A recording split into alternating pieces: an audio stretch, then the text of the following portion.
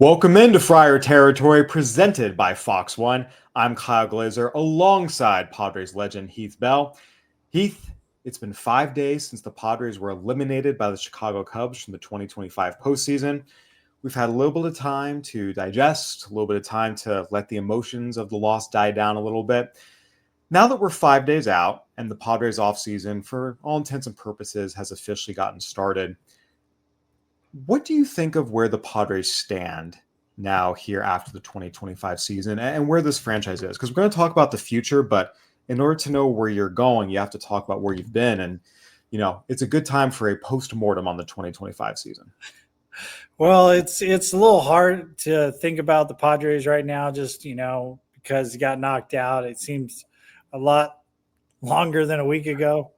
But it's been good playoff baseball. But, the Padres right now, they have to kind of hold your heads up. And you have back-to-back for 90-game win season. Yeah. And you know what? You can't win the World Series unless you get to the playoffs. And gosh, they've been getting to the playoffs the last couple of years.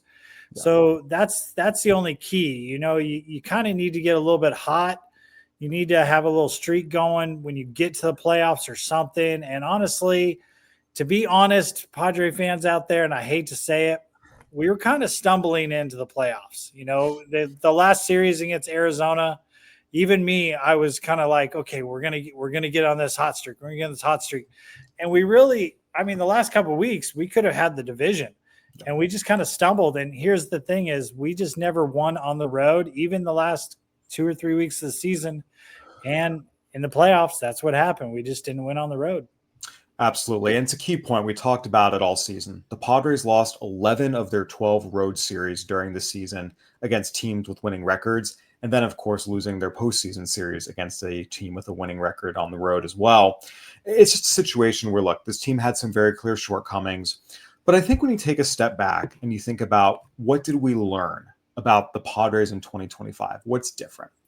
There's a few things that stand out. First and foremost, as much as the early exit and the lifeless offensive showing is frustrating, when you zoom out, you say, look, this team put together back-to-back 90-win seasons for the first time in franchise history. They made back-to-back postseasons for only the second time in franchise history. They're in a good spot overall. And I think it's important to establish that as we move into this offseason, that when you look back on everything that happened in 2025, where this franchise is now, it's mostly good. They're in a good place. And I think really what is key for me is, look, for the first 9 seasons of AJ Preller's tenure, the Padres were a team that won the offseason and never actually won during the season, or rarely actually won during the season.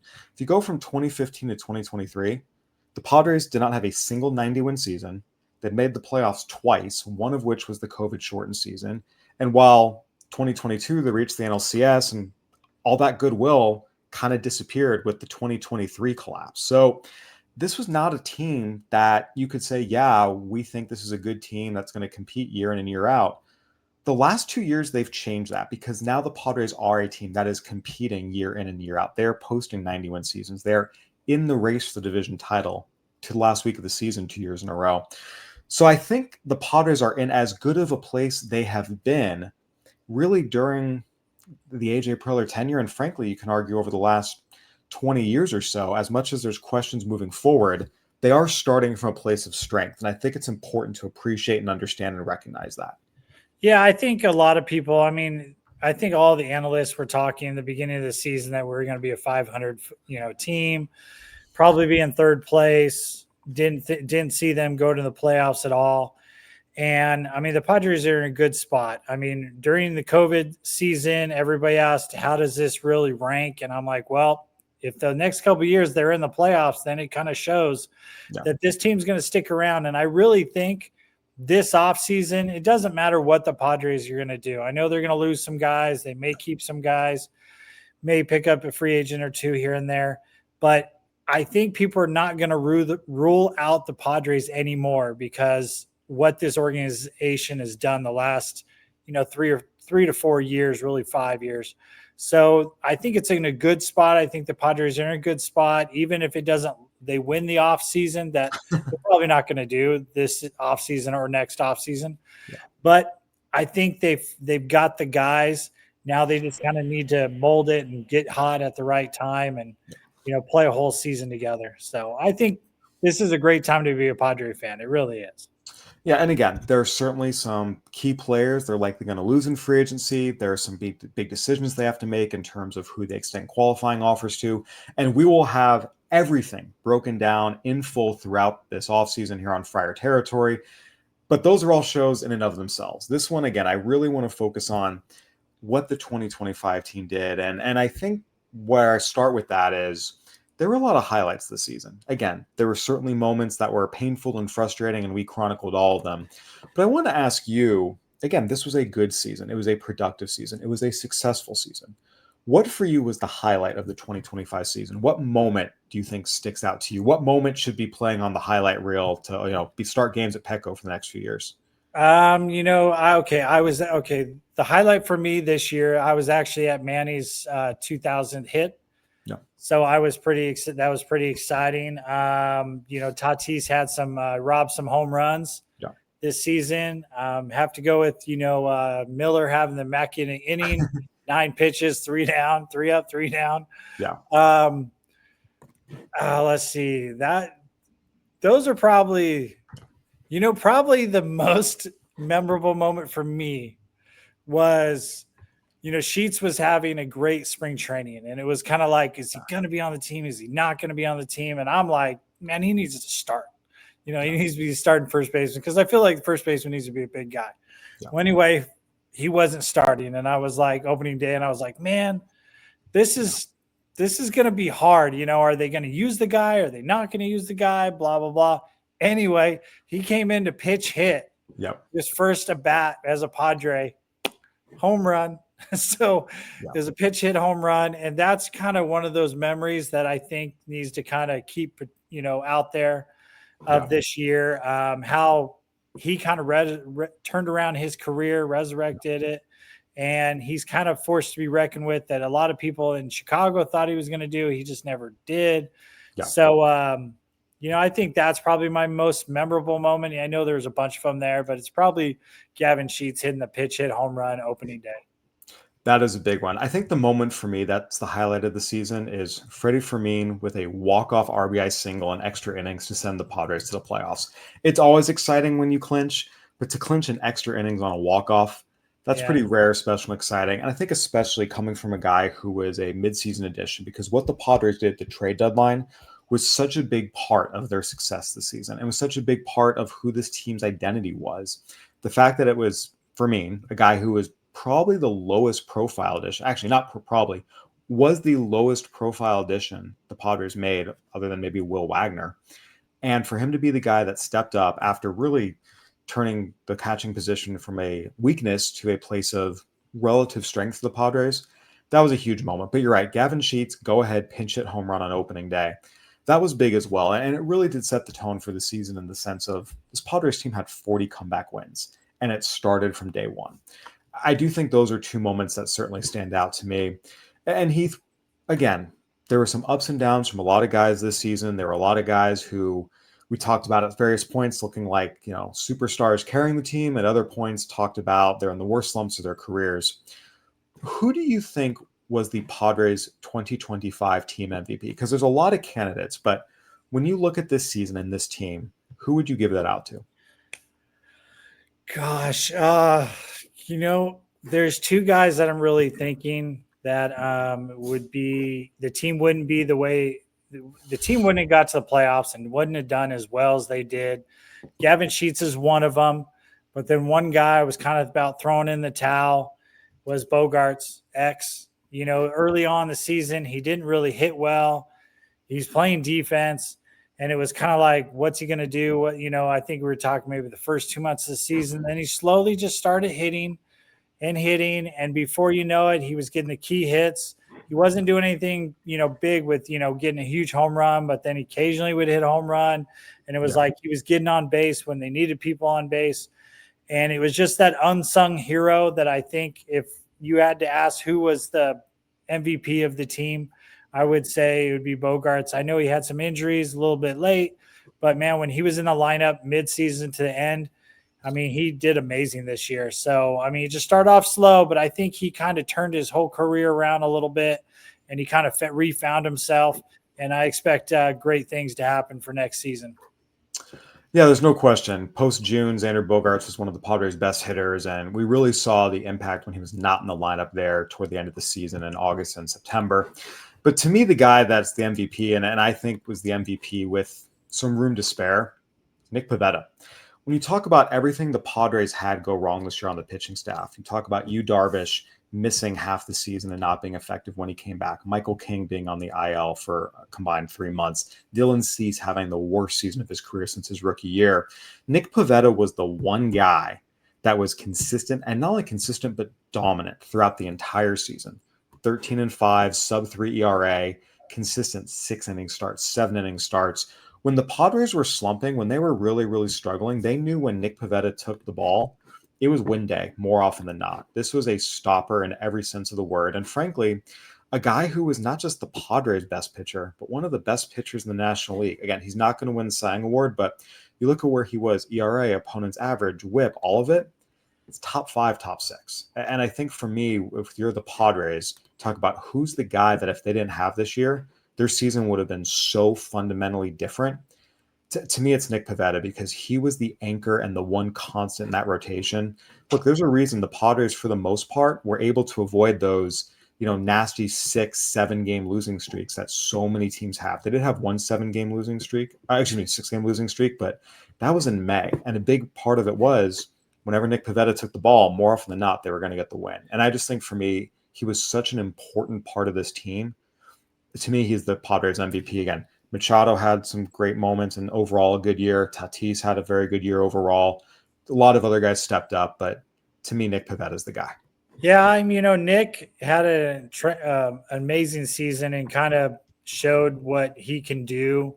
Yeah. And, I give that, it's hard for me to have an MVP that's, a guy that plays every 5 days. I'm a pitcher. I know this, but it's one of those things when I just hear MVP, it's almost like the everyday guy. But Nick, gosh, the team wouldn't have been where they were without Nick either. I mean, he was basically their ace all year, and nobody really talked about it around the league. It was all like, who's coming back? How is King coming back? Is he going to do well? Dylan Cease, he's got the stuff, but just hadn't put it together. Is Yu Darvish coming back? Blah, blah, blah. And Nick was just racking up wins and just dominating. Yeah. So, you got to tip your hat to him. And, there's a lot of bright spots this past year. I know it kind of sucks the ending part, but there's a lot of good things that happen that I think are going to keep happening the next couple of years for the Padres. Absolutely. And we've got a lot more to talk about. We're going to take a quick break, hear a word from our sponsors. We will dive into more from the Padres 2025 season and look ahead to the 2026 season. Football is back, and so is your shot at big wins. With DraftKings Pick 6, the official daily fantasy partner of the NFL, your game day instincts can score you real money. Here's the play. Just pick more or less on 2 or more player stats and unlock the upside every snap brings. The better your calls, the bigger your payout. And here's the kickoff bonus. New DraftKings customers get $50 in bonus picks with just a $5 entry on your first pick set. This season, play your player instincts. Download the DraftKings Pick 6 app now and use code FOUL. That's code FOUL. Play just $5. Get $50 in Pick 6 bonus picks. Make the call. Ride the upside. In partnership with DraftKings Pick 6. The crown is yours. Gambling problem? Call 1-800-GAMBLER. Help is available for problem gambling. Call 888-789-7777 or visit ccpg.org in Connecticut. Must be 18 and over. Age and eligibility restrictions vary by jurisdiction. Pick 6 not available everywhere, including New York and Ontario. Void where prohibited. 1 per new customer. Bonus awarded as non-withdrawable Pick 6 bonus picks that expire in 14 days. Limited time offer. See terms at pick6.draftkings.com/promos. Welcome back to Friar Territory, presented by Fox One. All right, Heath, we talked about a lot of positives to the Padres this season. There were a few negatives and some things I want to dive into with you. And we're going to start with a little bit of both, the pluses and the minuses. The Padres made a lot of moves this offseason that were mostly on the margins, but nonetheless, they added a lot of new players. And then, of course, at the deadline, they went absolutely wild. What do you think was the best trade or signing from the 2025 season? I really think it's Sheets, or you could say Nick. Yeah. We could always talk about the trade deadline because they went and got, a lot of people are probably going to say Miller. Yeah. But I really think it's, starting pitching or, a guy that could play every day and have some power. And I think the Padres have, didn't have as much power as they kind of needed. Yeah. And I think Sheets could be that guy if he's an everyday guy. So, I'm going to have to say, Gavin Sheets and probably Nick Pivetta. That was probably my main two. Yeah, no, there's no question. I think those are the two that you point to as the best signings, just in terms of what they did for the Padres all season long. I think I would also add to that, yes, the Mason Miller trade. Absolutely. That was an enormous addition. The Padres paid a steep price for it, and we will see how it shakes out in the years to come. But there's no question he was hugely impactful. I want to highlight the Ramon Laureano and Ryan O'Hearn trade, though. Again, this was a Padres team that was in desperate need of offensive thump. I mean, Ramon Laureano immediately came in and was the most impactful player of any hitter acquired at the trade deadline for the better part of a month and a half. And we saw the impact of his loss in the postseason. The Padres just did not have that additional right-handed thump that could give them some success against lefties, especially, in the middle to bottom of their lineup. They really, really needed him. And Ryan O'Hearn had some ups and downs, but on the whole was a very positive contributor as well. So I think of all the trades at the deadline, again, Mason Miller was a monster, and he made a huge, huge impact on the Padres bullpen. But what Laureano and O'Hearn were able to give the Padres on a daily basis and the weakest part of their team, their lineup, I thought that was super impactful. And the flip side to this, where I'm going to go, Heath, and I want to bring this up because we have to talk about what didn't go well as we conduct this post-mortem. I want to start with, what was the worst signing or addition you thought this season? Probably Jason Hayward. Just that experience in the very beginning. Yes. That's kind of my biggest, I hate to say it to anybody, but I think it's just that. Or you could say any of our catchers, really, besides before Freddie came in. So, because the catchers, it was just like an offer. And, Hayward just didn't have it and got hurt, and it just didn't work out. Yeah, for me, the worst signing was the Yuli Gurriel signing because it never made any sense whatsoever. It was a minor league deal. Okay, fine. You want to bring him into camp, but then to carry him on the opening day roster. Look, Yuli Gurriel had a great career in Cuba. He was a great hitter for the Astros. He had not done anything the last 3 years. His best days were so far behind him. He was 40 years old. There was no reason to carry him on the roster, and the Padres wasted a roster spot and wasted at-bats for a month. Luckily, they cut bait before the end of April. But I do think that it's indicative of a trend we've seen from them that they really need to not repeat. We have seen in recent years, they've had this bad habit of signing veterans 35, 36 plus to these one-year deals, thinking they're going to get something from them, and it ends up just being wasted at bats and wasted money. You look at Nelson Cruz, you look at Matt Carpenter, you look at Jason Hayward, you look at Yuli Gurriel, you can add Martin Maldonado in there. And we talk about the Padres in a really good spot, right? This is a team that has back-to-back 90-win seasons. They have tremendous payroll resources. They have a great scouting player development group. They have a lot of things that are a good foundation. But now they have to make good decisions. And again, to the Padres' credit, they've made more good decisions the last 2 years than bad decisions. But I do think this is one area I really want to see them improve this offseason, and say, hey, we're not doing any more of this, 35, 36-year-old and expecting them to play a major role for us. Donovan Solano and David Peralta worked out, but those guys were younger than those guys I mentioned, and they're also better pure hitters. So I just think from the Padres' perspective, that's the lesson I want to see them learn, is we're not signing any more of these 35-plus guys and hoping there's something in the tank or counting on something being left in the tank, because it's just a losing proposition. Yeah, it almost seems like every year they try to sign an older guy with some leadership qualities that could help the team out. And I'm starting to think, do they not really have a team leader?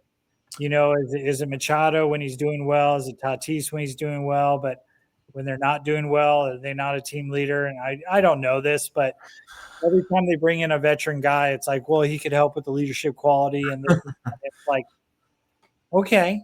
But I'm thinking, why don't they go after a guy that kind of like Sheets a little bit? A player that hasn't done well, that has some talent, maybe they can pick up that another team's kind of given up, or a guy that's done really well in AAA that is, is kind of like a minor league journeyman. You know exactly what you're going to get out of him. Even though he's been in AAA, he's been around for a while, that, he might spark some fire or carry, a team a little bit here and there. But you kind of, the bench guys, you kind of are kind of role players. Hey, what do I need? I just need somebody to make contact and, play the infield when my main guys are not playing, or play the outfield when my main outfielders aren't out there. And, but it's not like, well, you can play defense, but he can't hit. There's a lot of good ball players out there, but I feel like sometimes they're trying to go after it. Well, he's got power, but we don't know where to put him.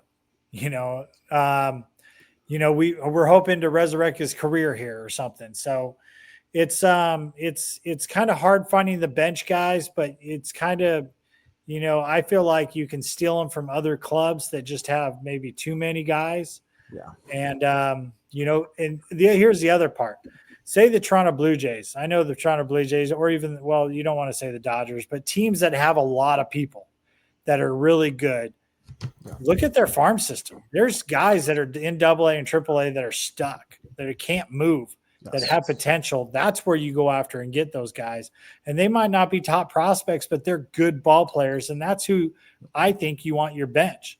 Good ball players that can fill in, that are not going to be superstars, but they're good ball players and they can get the job done when, you're asking them, hey, I just need you to get one hit. I need you to play defense. That's all I'm asking, once or twice a week. Filling the bench with players in their primes who have skills they can present, as opposed to all-stars who are 5 to 10 years past their primes, is generally a better formula. There's no question. And Heath, that leads me into the next thing. What changes do the Padres need to make? Because again, and I'm going to keep repeating this because it's important to understand, you're coming from a place of strength. Again, playoff team, plenty of payroll, great scouting, great. The organization is run very, very well, but there's always room for improvement. There's always things that, can be done differently.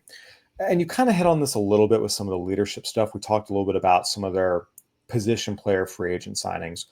What changes do you want to see this team make based on what we saw in 2025?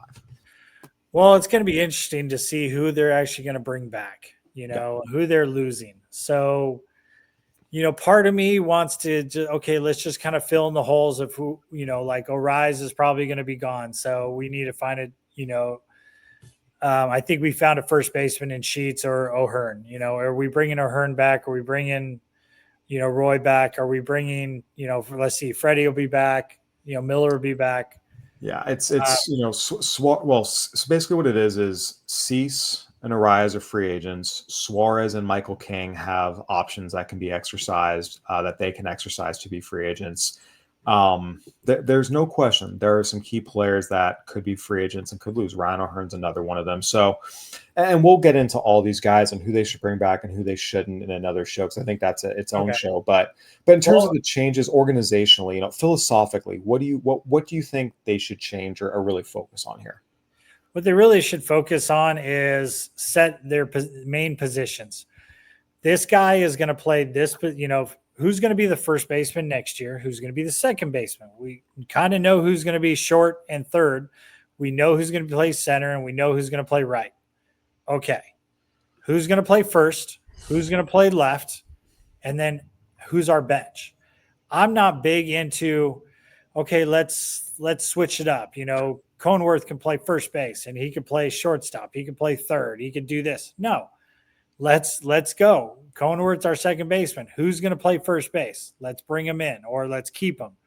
And then who's our utility guy? I feel like that's what we need to do, instead of going, hey, let's find another shortstop that can play any position and let's move guys around.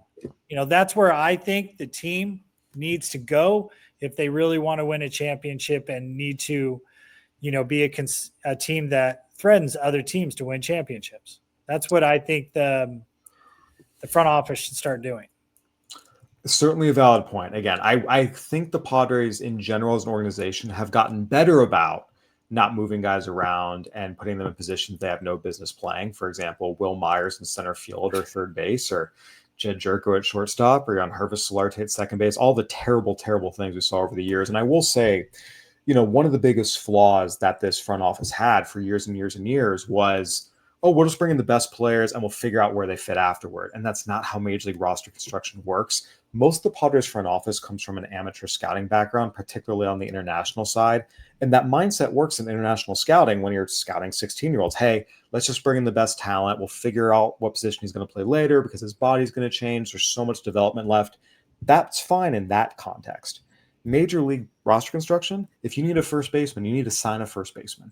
This whole, we'll bring in the best player and we'll figure out where he fits, that doesn't work. And to their credit, they've gotten better about that. I think the biggest change, so we'll talk about the offense a little bit after the break, but I think I want to finish this segment with this. The biggest change I want them to make is they need to find someone in the clubhouse who can keep things looser. One of the biggest things about Jurickson Profar that I don't think was appreciated outside of, the clubhouse, or for those of us who weren't in there watching this team dynamic, Jurickson Profar was the guy who kept everyone loose. Look, we've talked about this. Manny Machado, when things are going great, he is absolutely a leader, but when things go bad, he gets kind of brooding and snippy, and it's just not the best vibe. Fernando Tatis Jr., we've talked about. This year in particular, there was a lot going on. He was straight up sullen at times in the clubhouse.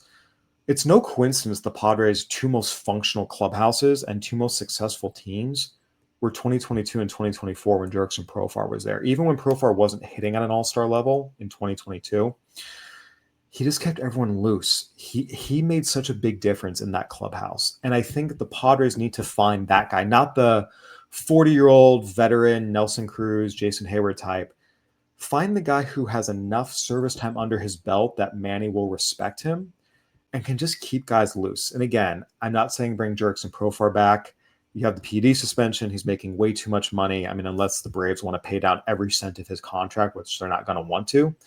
But that's who they need to find. They need to find that guy who's still in his early 30s and can produce, but most importantly, keeps that clubhouse loose, is a good counterbalance to Manny, is able to keep Tatis smiling and laughing when he's starting to go downhill. That to me is where the Padres will go from, hey, we're a good team that, has a little too many, huge ups and downs, to being a more consistent team. I think that's what I don't think.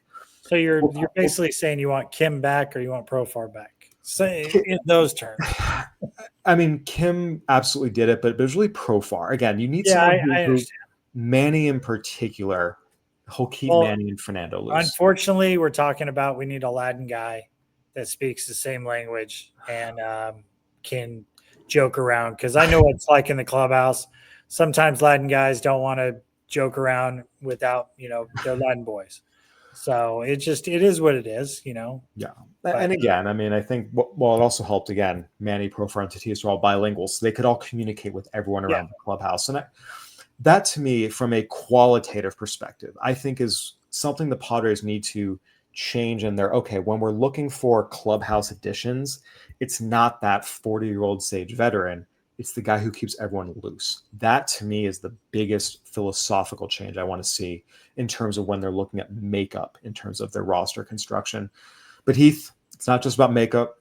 There's also a big production component. We can talk about this team's production, what they did well, what they didn't do well, and what they need to do moving into next offseason. We will hit on all that after this quick word from our sponsors. FT fam, let's talk about Superpower. Eric Kratz is a proud Superpower customer, and he's going to give us more of the personal experience. But I'll just start it with this. You ever go to the doctor and the doc's just like, drink more water? Are you looking for more data, more of a game plan? Superpower does that for you. They give you the experience that athletes get with teams. The lab results came back for me.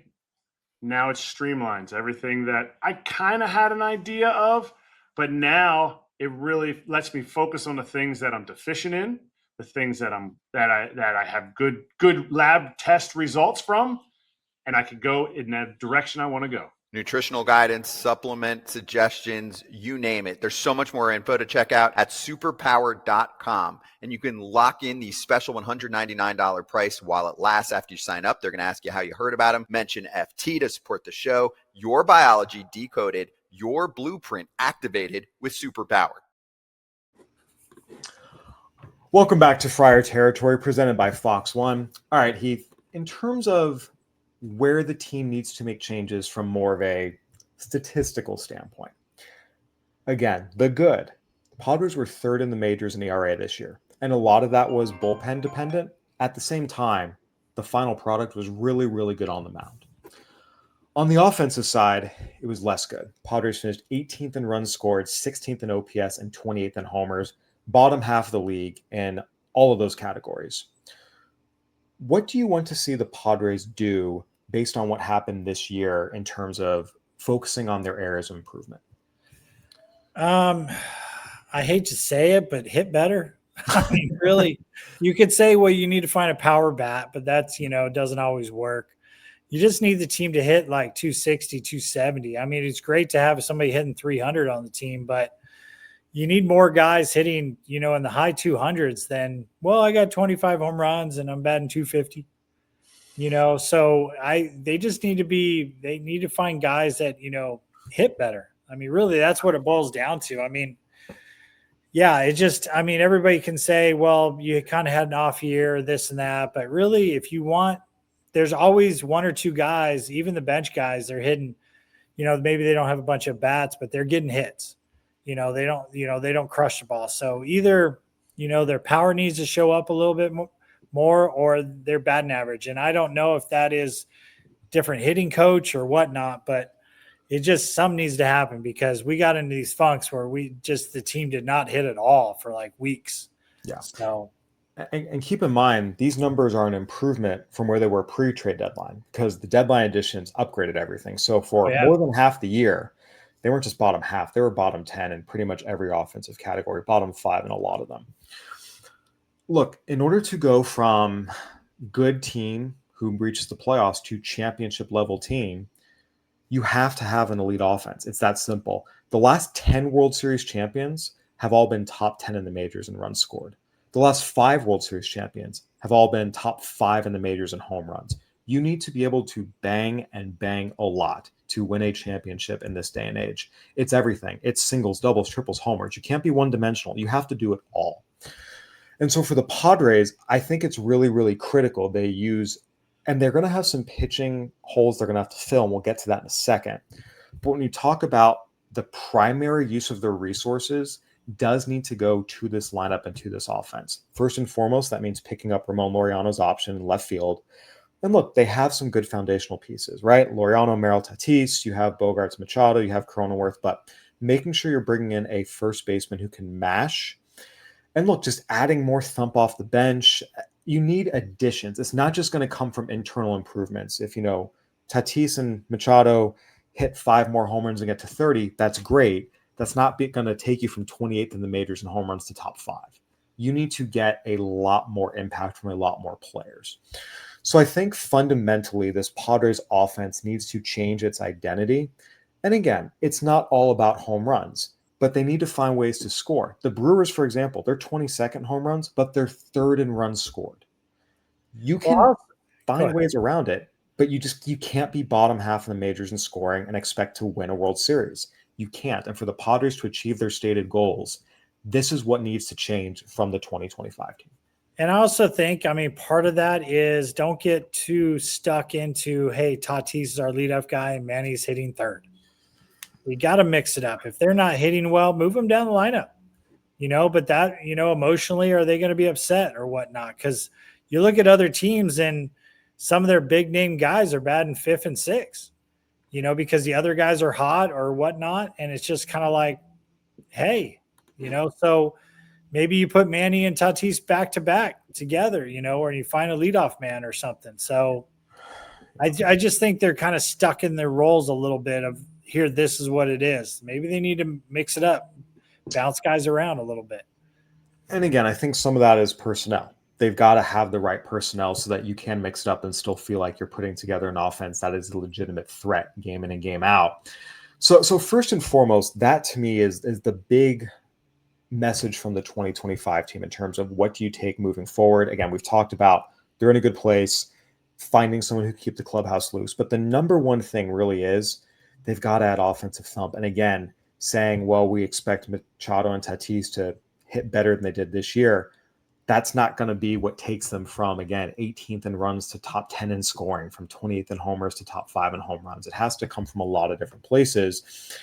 And that means maybe changing up some personnel in terms of making some trades, finding different pieces that can just add a little more thump, and prioritizing bringing those guys back. And again, we'll get into this in another show, but to me, that's why, as much as I love Luis Arias, if you talk about what first baseman the Padres should bring back, it's Ryan O'Hearn, because they have to have that thump. That is what is holding them back offensively. Yeah, I'd agree with that one. I mean, I've never liked Arias at first base. Never have. Even when he was hitting 330. It's just kind of like, he's not a first baseman. It's just like, yeah, but he's not a first baseman. Even if you go old school and say, okay, certain guys get on base and certain guys hit home runs. He's playing the wrong position. Again, there's no question he is not your typical first baseman, and you can get away with it if you're getting elite level production from other spots, including some other spots that maybe you don't associate with elite offensive production, like a catcher or a shortstop. The Padres aren't getting that. So that's where, again, it's about the roster fit.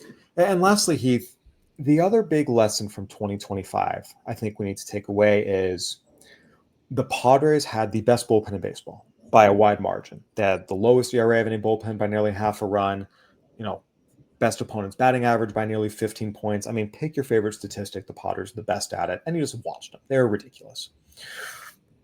But you can't rely on that entirely to carry you through October. We have seen this postseason, the teams who are still alive are the teams that have their starters going out pitching 6-7 innings and dominating day in and day out. You look at the outings the Dodgers are getting. Look at the outings the Tigers are getting from Tarek Skubal. You look at what the Yankees got from Cam Schlitter. You look at what the Blue Jays have gotten from some of their guys as well. Going through this whole, hey, out-getter, 3 2/3, and the bullpen pieced it together. You've talked about it. That's not sustainable for a bullpen for more than 2 weeks at a time. And realistically, it's not sustainable in the postseason where the pressure's even higher for more than a series at a time. And I think for me, that's where it comes down to for the Padres and their needs pitching-wise. The Padres were 21st this season in innings pitched by their starters.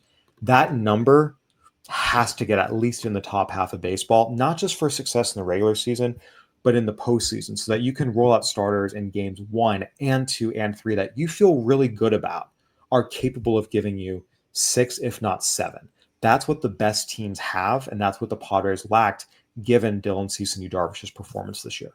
Yeah, you really need 2. If you want to be a contender, you need 3 starters to go, that have potential to go 6 and 7 innings. And then your last 2 guys, you can be like, well, if he gives me 5, that's good. It was almost like, our last 2 guys, if he gives us 3, we're okay. And our ace was giving us like 5, maybe 5 innings. So it was kind of like we really need our starters to go at least 6 innings, on a day-in basis, because it kind of sets the tone for everything else. Yeah. It sets the tone for your offense that, hey, you're always in the game, even if you give up a run or 2. It sets the tone for the bullpen. Don't worry, there's going to be that one time a week or once every 2 weeks, one pitcher is going to go 8 innings to kind of give the bullpen some rest.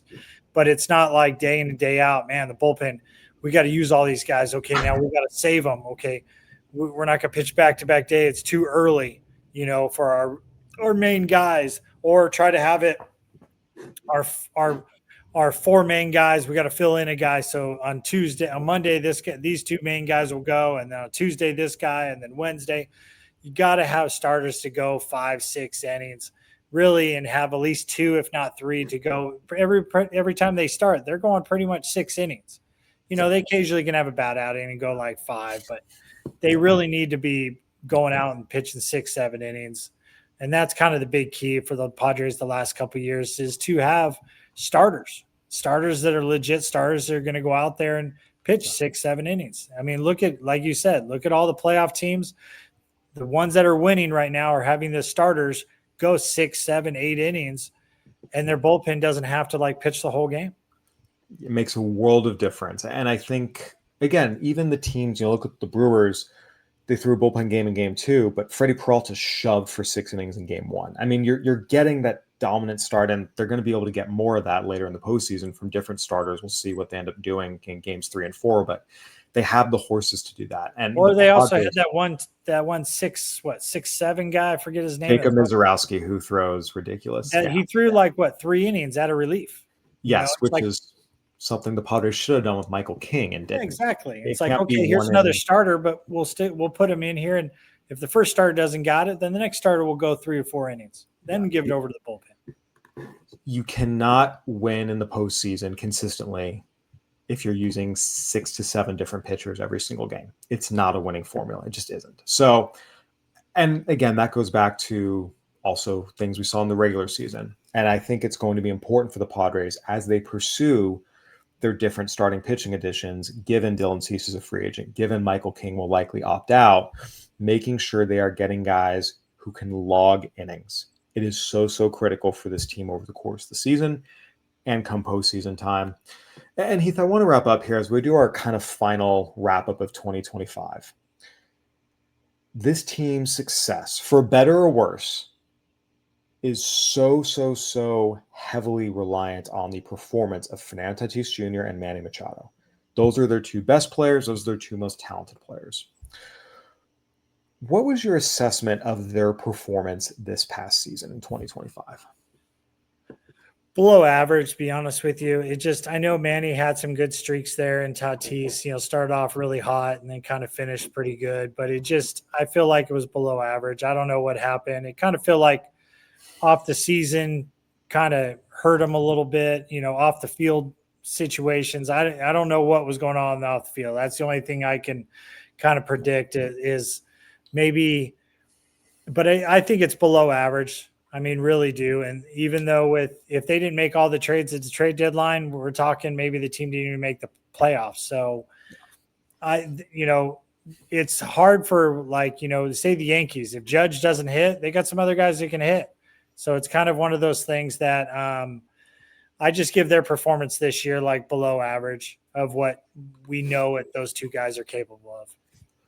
Yeah, so I want to start with Manny Machado. Look, he carried this offense for the first 4 months of the season. When no one else could do anything, he was stepping up and delivering big homers. You remember in May, that big stretch where he hit a game-winning homer 3 times in 4 nights and had some big moments. And we talked about this a lot, he needed to take not only a day off, but days off throughout the season to keep himself fresh, and he didn't do that. Manny Machado had his 3rd straight season of a sub-800 OPS. His home runs have declined 4 years in a row now, his home runs per season. And look, he's just getting older. He'll be in his age 33 season next year. This is where you need to understand, okay, I need to be taking a day off, every 10 to 14 days and be playing 140 games fresh or 138 games fresh than 159 games, but I'm gassed for the last 35, 40 of them. And I think it's just important that if Manny isn't willing to understand that himself, the coaching staff needs to be a little more forceful and say, we're building in more frequent off days for you, and we're doing it earlier in the season so that you can be better paced. Because again, 3 straight seasons of a sub-800 OPS, home runs declining every year. And we've seen him not be able to really put together a successful full season the last couple of years now. In 2024, it was a terrible start and a hot finish. In 2025, it was a hot start, terrible finish. That is something that needs to change. They need to expect him, hey, you're going to play 140 games this year, and we're building off days in for you throughout the season. That's how they're going to get the best Manny Machado. And the thing is older guys need to realize that hey, I can't do what I did 10 years ago. Yeah. So you know what? I mean, 140 games is still legit and still respectful. It's not like you only played in 100 games. So it's, you just have an off day every 2 weeks. That's really, you just have an extra off day or, DH a little bit more, where you're just taking a break. I mean, as you get older, you realize breaks are just as important as working out and staying strong. Yeah. I mean, if you don't realize that, then you decline faster than you realize. Yes. Regarding Fernando Tatis Jr., and this is a tricky one, right? And I want to ask you this, and again, this is probably its own show. We can dive into it deeper. If it's time to adjust our expectations, and what I mean by that is this: Fernando Tatis Jr., 2019 through 2021, was a 290, 40 homer, 100 RBI, 965 OPS type of player. And some of those numbers are extrapolated over 162 because he had the shortened season in a year he got hurt. But that was the level he performed at on a day in, day out basis, was that, again, 290, 40 homer, 100 RBI, pushing 1,000 OPS guy. In 2022, of course, he missed the entire year, had a shoulder surgery, 2 wrist surgeries, and a PED suspension. Since he's come back 3 years in a row now, he's been more of a 260, 20 homer, 800 OPS player, which is still a very good player. But this is who he's been for 3 years in a row now. What he did this year is actually kind of on par with what he's done the last 2 years. Is it time to change our expectations for Fernando Tatis Jr. and just say, look, between all the injuries, and look, we can't ignore the PD suspension and pretend it didn't happen. Do we just need to adjust our expectations and understand this is probably what we're going to get based off what we've seen the last 3 years? Well, so here's my take on it. I mean, I don't know if you do it just yet, but the PED, you have to admit that there was something there. And so you might have to change a little bit. But really, I think if you don't put him next to Machado or have somebody to protect him in the lineup, and also my biggest thing is he coming out of spring training, his batting stats, his legs were a little bit more still. And then the rest of the season, for some reason, he got the big leg kick again. It was kind of big and this and that. And that's when he struggles. So he needs to keep his keep his batting stance from April. And when he starts, feeling good about himself or digging yourself, as we call it, and getting that big leg kick again, because maybe his power numbers aren't there. No, you need to hone him back in and say, no, this is how you hit now. You don't hit like that, because if you hit like that, maybe it was because the PEDs or whatnot, but you can't do that. So it's kind of like if he does it one more year, then definitely I would say the PEDs helped out. But I just think he doesn't really have a whole bunch of protection, because here's the thing. This year, Arise wasn't hitting the ball well. And you saw him doing really well, and then Arise hasn't hit 330. And if he's not on base, and then he's starting to swing at everything. So maybe he's not a leadoff guy. Maybe he is a fifth hole guy, and then those stats will start coming back. I just feel like for some reason we're putting too much pressure on him, and he's just it's not working. So maybe we need to change him where he is in the lineup a little bit, or get some protection behind him somewhere. And I don't know where you're going to find that leadoff spot. So I kind of feel like we kind of need to find a new leadoff guy. And my biggest key is I'd start putting him like in 5th or 6th in the lineup, and just say, hey, you want to hit back in the lineup, work your way back up, buddy. Yeah, I don't know if I'd go 5th or 6th. I think having him 2-hole would be better than leadoff. Well, 2-hole wouldn't be that bad, but you have Machado to back him up. So that's kind of the thing, is to protect him. Yeah. So you got to put those two guys together, and then who's going to protect Machado? But Machado doesn't really need a whole lot of protection; just needs some rest here and there. Yeah, I mean, I think with Tatis, and again, I'm not going to ascribe his success to PDs. I'm not going there. What I will say is, what concerns me is the wrist. Wrist injuries really mess with hitters. 2 surgeries. Going back in there after a first one is never a good sign. That to me is more the thing that's like, okay, again, his body's been through a lot. We talk about the shoulder surgery, the 2 wrist surgeries, banged up a lot already. I'm not going to sit here and say that there's 0 chance that Fernando Tatis Jr. finds the player he was back from 2019 to 2021. Look, he's an incredible athlete. He's still in his prime. He doesn't turn 27 until January. He's been ridiculous defensively. You still see the athleticism. I mentioned, 20 homers, but it's also come with 32 stolen bases. That was his career high this year. So, I mean, He's still there. He's still, and so I'm not going to sit here and say that the old player is gone. I do think the approach that might be best based off what we have seen is putting the expectations of what he is now there and say, hey, just expect 260, 2020, 800 OPS, great defense. And then if he goes above that, awesome, great. But I don't know if it's fair to expect the 290, 40 home run, 100 RBI, 1,000 OPS guy. I don't think that's the right approach. I think you I agree modify expectations and be happy if he exceeds them. I agree with you in that aspect, but I think if you just expect 260, 20 home runs, maybe 25 home runs, play great defense, and you help him out by having Tatis hit right behind him. I mean, Machado hit right behind him, or have some protection there. I think that pressure will take off him, and I think that great player will show up once again. I just think he's trying too hard, just like in the playoffs. He was swinging at everything because he was trying to do something, and it just didn't turn out that well. So, just kind of like, hey, just realize, dude, it's going to come, but let's just work on the little things. Yeah. And again, to bring it all back, it was a good season. A lot of good things happened. Great season. This was an exciting team. They accomplished a lot.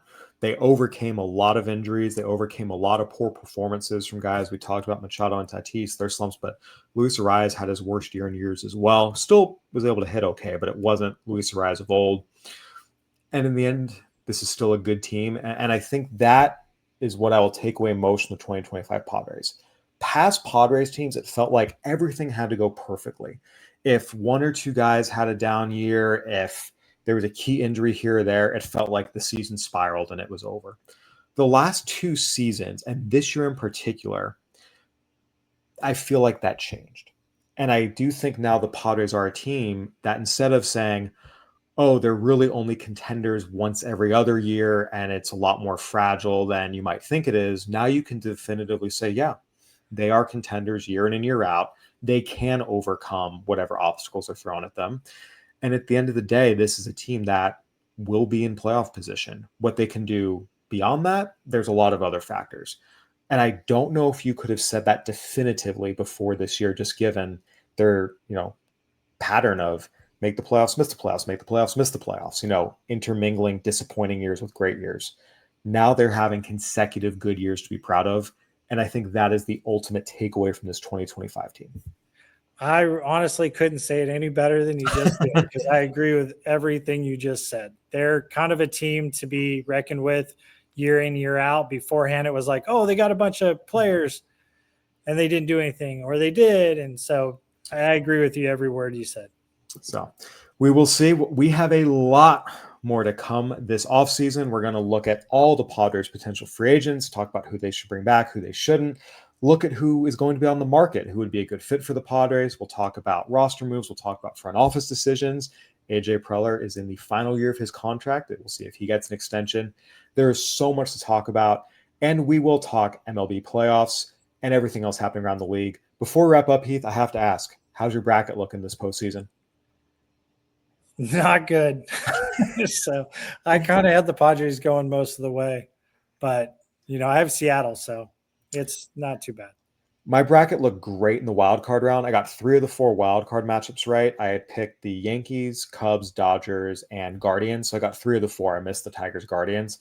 My division series bracket, it's gotten blown up because I had the Phillies being the Dodgers, the Yankees being the Blue Jays, the Mariners being the Tigers, which is still in good shape, and the Cubs being the Brewers. So 3 of my 4 teams I had winning were all down 0-2. So again, great in the wild card round, completely getting blown up here in the division series. Yeah, I've already lost money. It's okay. It's all good. So, well, it has been a pleasure as always. Thank you so much for expertise and insight, and we look forward to breaking down this entire offseason with you. See you later.